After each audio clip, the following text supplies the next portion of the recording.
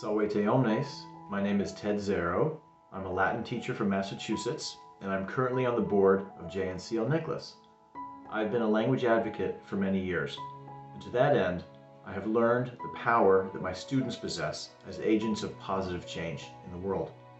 That's why this year I have invited them to participate with me as part of the Massachusetts delegation to Language Advocacy Days 2022.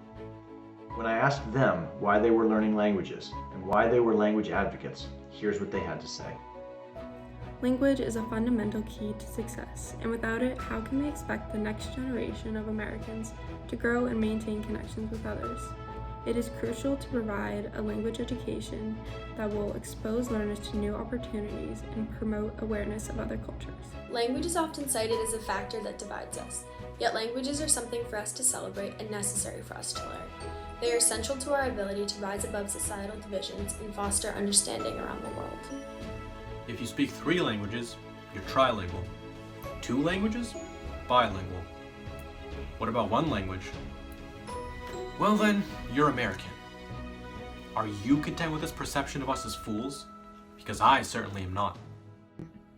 In the future, I aspire to a career in the intelligence community, where I will live abroad and use my knowledge of languages and cultures to build connections within different communities.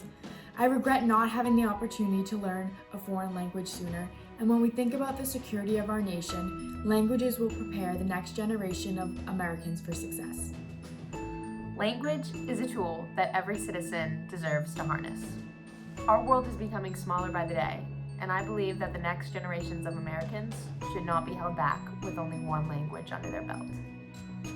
And because a world language education, beginning at the elementary level, is a civil right. And to deny a child access to world languages is to deny them access to a world-class education.